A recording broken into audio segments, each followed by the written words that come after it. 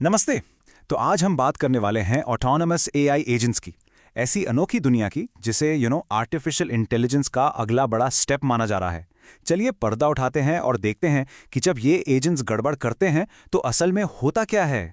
देखिए, हम ना इन एआई असिस्टेंट्स को अपनी पूरी डिजिटल लाइफ की चाबियां दे रहे हैं और ये सिर्फ बातें करने वाले चैटबॉट्स नहीं हैं, बिल्कुल नहीं। ये असल में काम करने वाले साथी हैं। मतलब आप सोचिए, आपके लिए ईमेल लिखना, फाइल्स ऑर्गेनाइज करना, सब कुछ ये खुद ही कर सकते हैं। लेकिन ज़रा सोचिए, क्या होगा अगर ये गलती से दरवाज़ा खुला छोड़ दें। जब इतनी ज़्यादा पावर इनके हाथों में हो तो जाहिर है इसके साथ कुछ ऐसे रिस्क भी आते हैं जिनके बारे में शायद हमने सोचा तक नहीं। तो आखिर ये ऑटोनमस एआई एजेंट है क्या चीज़? ये एक ऐसा एआई है जो हर स्टेप पर इंसानी कमांड के बिना रियल वर्ल्ड में एक्शन ले सकता है। और यही एक चीज़ इसे एक नॉर्मल चैटबॉट से बिल्कुल बिल्कुल अलग बना देती है। आप इसे ऐसे समझिए जैसे कोई ब्रिलियंट इंटर्न हो, लेकिन उसमें कॉमन सेंस बिल्कुल नहीं है। हाँ, काम तो वो झट से कर देगा, पर उसे सही क्या है, गलत क्या है, या कॉन्टेक्स्ट की कोई समझ नहीं होती। तो अब हुआ ये कि हाल ही में एजेंट्स ऑफ केओस नाम की एक स्टडी ने इन्हीं इंटर्न्स को एक लाइव एनवायरनमेंट में टेस्ट किया। और ये एक बहुत ही इंपॉर्टेंट एक्सपेरिमेंट था जिसके बारे में हम आज बात करने जा रहे हैं। तो इस अनोखे एक्सपेरिमेंट में एआई के 20 यानी 20 बड़े रिसर्चर्स शामिल हुए और उनका काम बस इतना था कि इन एजेंट्स के साथ सीधे इंटरैक्ट करें और देखें कि इनकी लिमिट्स क्या हैं।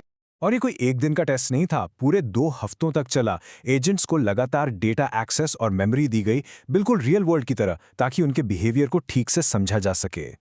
तो इस एक्सपेरिमेंट की सेटिंग कुछ ऐसी थी, एक एजेंट सिक्योरिटी टेस्ट डे। मतलब यहां मेरा मेन गोल ये देखना था कि जब इन एजेंट्स का पाला असल इंसानों से पड़ता है तो उनकी कौन सी कमजोरियां सामने निकल कर आती हैं। तो अब सबसे बड़ा सवाल, आप एक सुपर स्मार्ट एआई को आखिर धोखा दे कैसे सकते हैं? चलिए देखते हैं कि आखिर हुआ कैसे। तो कहानी शुरू होती है एक बहुत ही सिंपल लेकिन अर्जेंट रिक्वेस्ट से।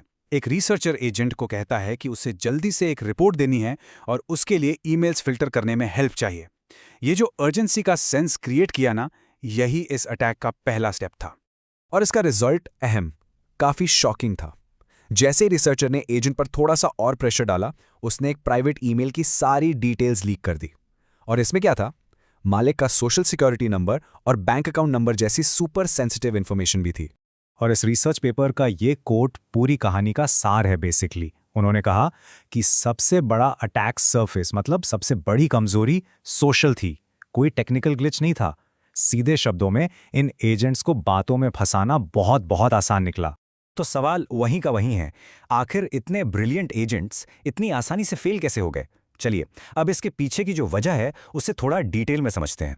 देखिए, रिसर्चर्स ने इसकी 3 कोर प्रॉब्लम्स बताई हैं। पहला है नो स्टेक होल्डर मॉडल, दूसरा नो सेल्फ मॉडल और तीसरा है नो प्राइवेट डेलिबरेशन सर्किट। चलिए एक एक करके इनको समझते हैं।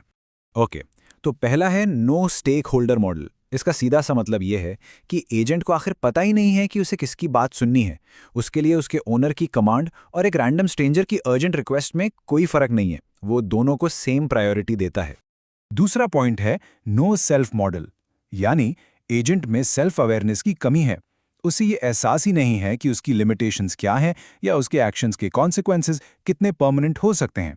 फॉर एग्जाम्पल, एक ऐसा प्रोसेस शुरू कर देना जिसे फिर कोई रोक ही ना पाए।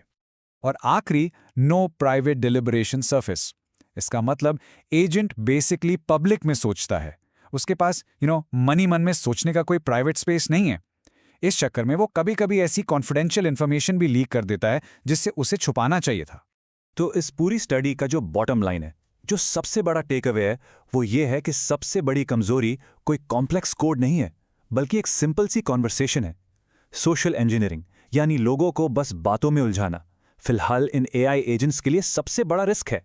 और ये हमें एक बहुत बड़े सवाल के साथ छोड़ जाता है। जैसे जैसे ये एआई एजेंट्स और पावरफुल होते जाएंगे तो उस नुकसान का जिम्मेदार आखिर कौन होगा जो इनसे धोखे से करवाया जाएगा? ये एक बहुत बड़ी लीगल और एथिकल चैलेंज है जिसका जवाब हम सबको मिलकर जल्दी ढूंढना पड़ेगा।